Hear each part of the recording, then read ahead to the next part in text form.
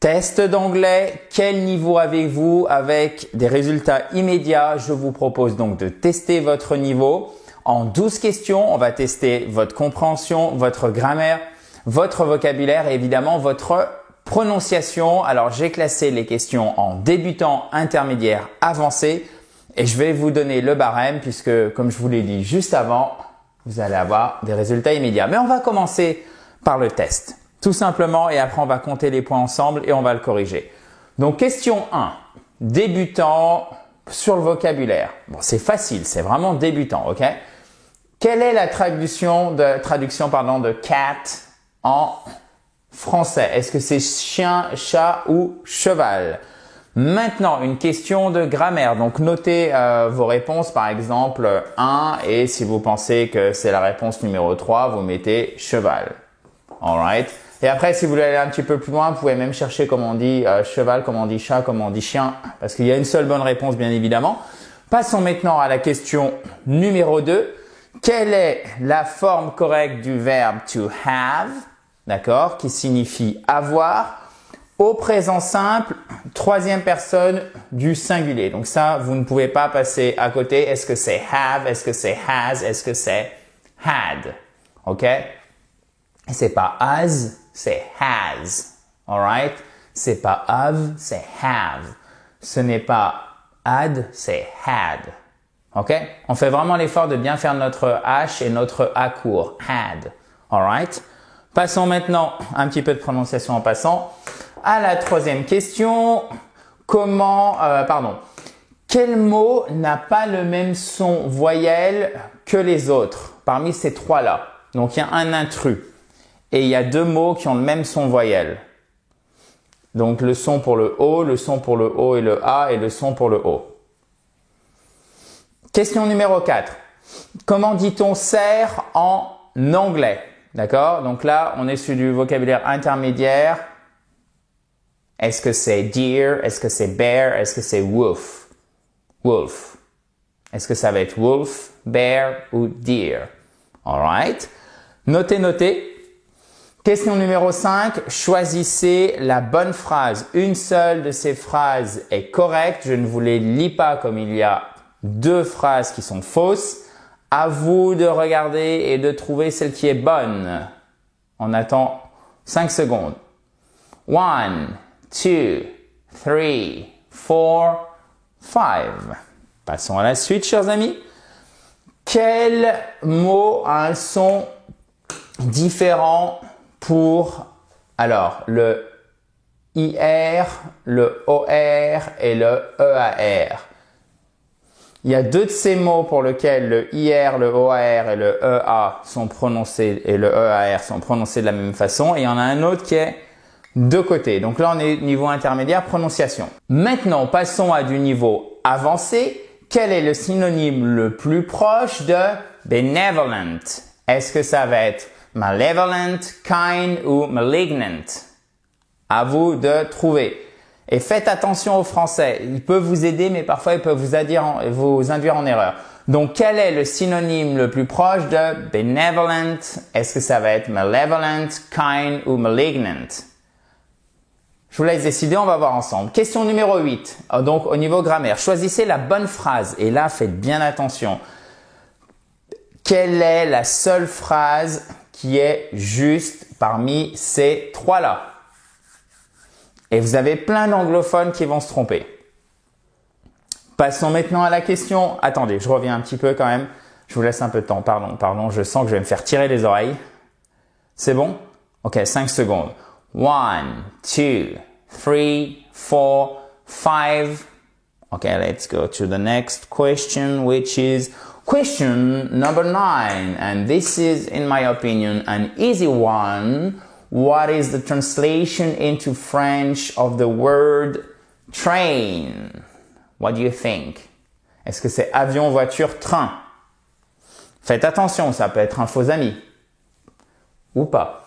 Question numéro 10. Débutant en grammaire. Quelle est la forme correcte du verbe to go au présent simple, première personne du pluriel? Est-ce que c'est go, goes ou going? Go, goes, going, what do you think? Alright. On va corriger ensemble. Niveau intermédiaire vocabulaire. Comment dit-on abeille en anglais?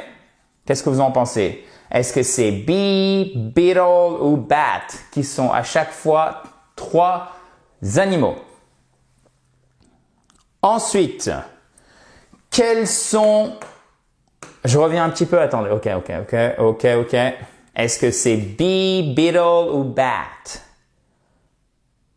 Ok. C'est bon. Quel mot a un son différent pour la voyelle U? Parmi ces 3-là.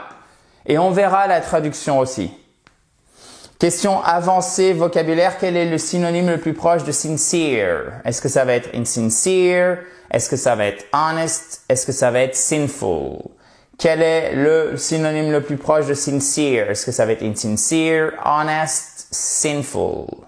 What do you think? All right. Alors là, pour le coup, comme nous, on est francophone, je l'aurais peut-être même mis, j'aurais peut-être dû la mettre dans les intermédiaires. Mais peut-être que c'est un faux ami aussi. Qui sait? Niveau avancé, grammaire. Quelle est la bonne phrase? La seule phrase? Je ne vous les lis pas.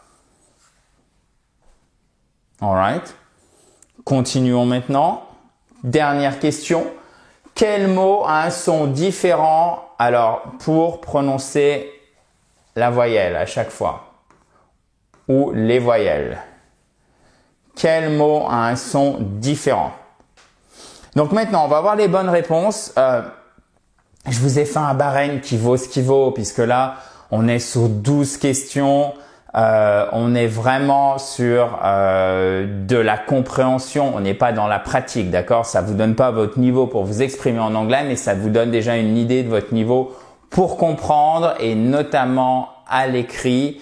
Vous allez voir, ça marche plutôt bien, puisque quand vous comptez vos points, si vous avez 4 bonnes réponses ou moins, niveau débutant. Si vous avez 5 bonnes réponses à 8, niveau intermédiaire. Et si vous avez plus de 8 bonnes réponses, niveau avancé. J'aurais peut-être même dû, 9 bonnes réponses, mettre, 10. Parce que je trouve, en le faisant avec vous, finalement, que c'était assez facile. Mais c'est vous qui me direz.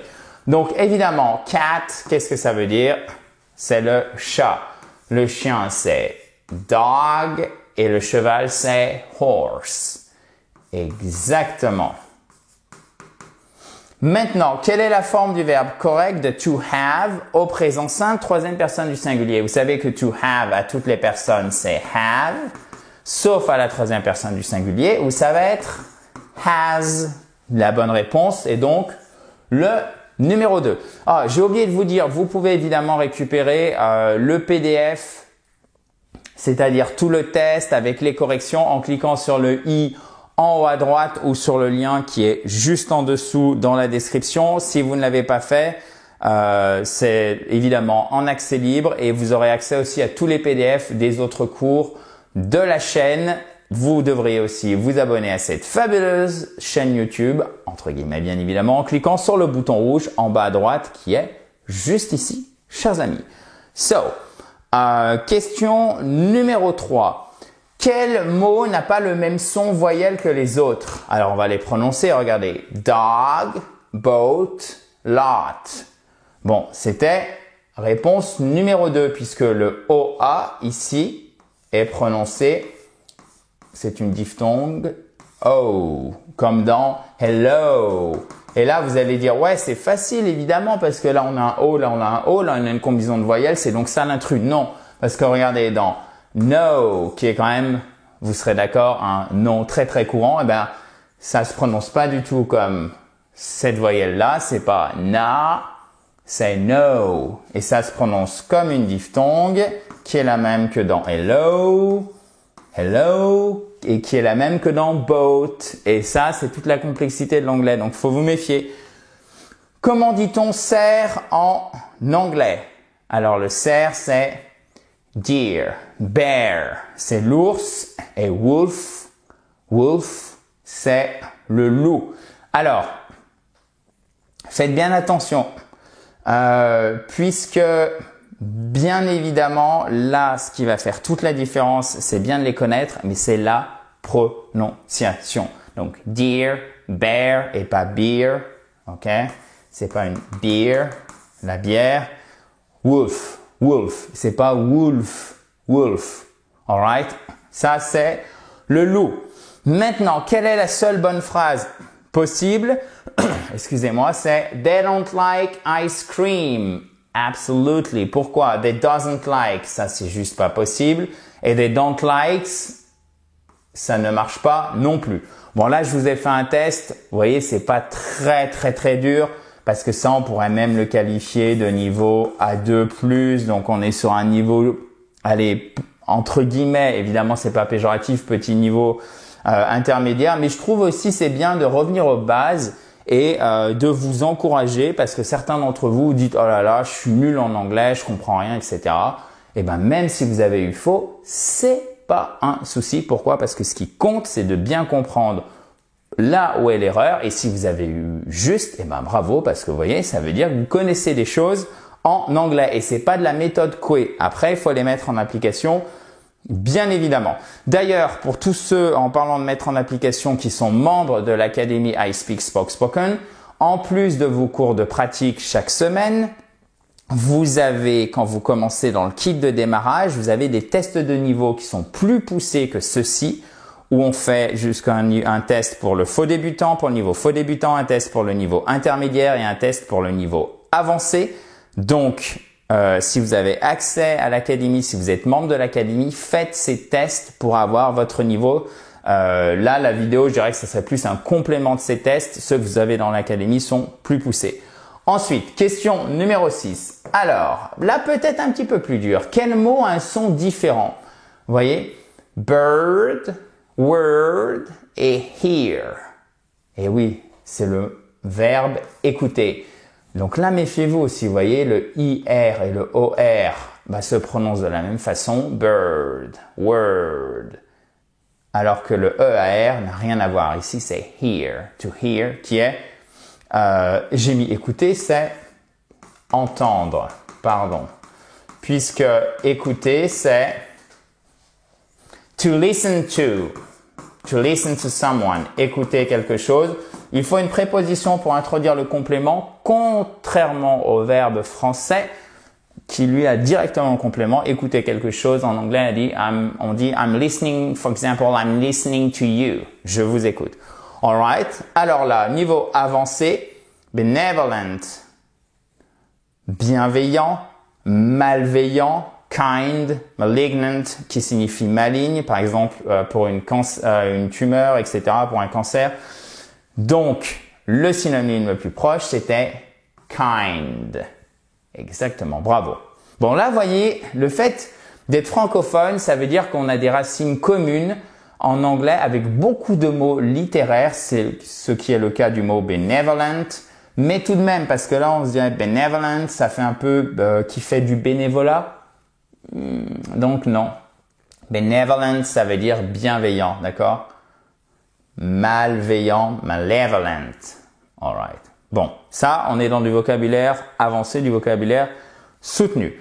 Maintenant, choisissez la bonne phrase. Et là, je pense qu'il y a plein de gens qui sont trompés, qui ont mis I wish I was et non, c'est I wish I were.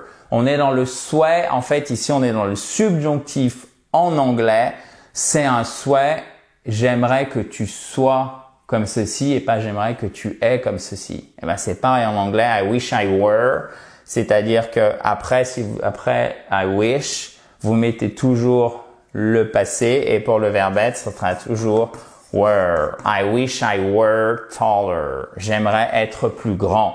Donc, I wish I was taller, vous allez l'entendre très souvent, mais c'est faux. I wish I were. Et c'est pas I wish I were. Puisque were, c'est, faites bien attention, c'est où. D'accord? Where, c'est où. Et I wish I am taller. Non. Ça marche pas du tout. OK? Quand vous avez I wish ou I wish derrière, vous mettez le passé. I wish you could. J'aimerais que tu puisses. I wish you could. D'ailleurs, dites-moi une fois qu'on a fini les corrections, combien vous avez eu de points dans un commentaire juste en dessous. Bon là, c'était facile. Le train, c'est évidemment le train. L'avion, c'est le plane. Et la voiture, c'est car. Alors, c'est pas le plane, c'est le plane, alright? Et car, c'est la voiture. Maintenant, quelle est la forme du verbe to go au présent simple, première personne du pluriel? C'est évidemment go parce que ça fait I go, you go, he, she, it goes. OK? It goes. We go, you go, they go. All right. He goes to school every day. He goes to school every day. Il va à l'école tous les jours. Bon, easy peasy. Question débutante. Intermédiaire vocabulaire. Comment dit-on abeille en anglais? Est-ce que c'est bee? Oui, c'est bee.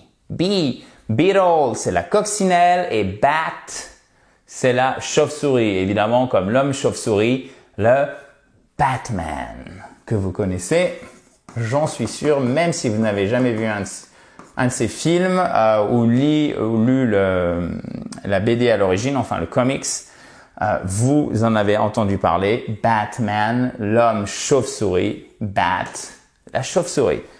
Perfect, let's go. Maintenant, un peu trompeur là. Quel mot a un son, et ce sera nos 4 dernières questions, quel mot a un son différent pour la voyelle U?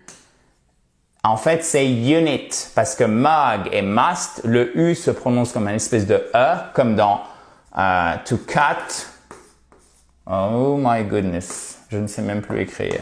To cut, qui signifie couper, ok? Là, vous avez le même son. Cut, cut, mug. Alors, un mug, vous le savez, on le dit en français, on a cet anglicisme, c'est une grande tasse.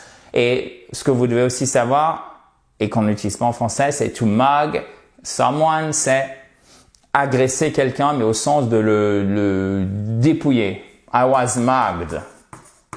On m'a dépouillé, on m'a agressé. I was mugged. Alright? So, mugged, vous voyez ici, finalement j'ai fait une rature sur la première au lieu de la seconde, mais c'est pas grave. C'est la même prononciation pour la lettre U que dans must. Must, must qui est évidemment devoir qu'on utilise à une forme négative. You must not do that. Il est interdit pour signifier l'interdiction. Et unit, là ça n'a rien à voir, c'est l'unité au niveau du son. Donc méfiez-vous si je puis dire. Ça se passe bien?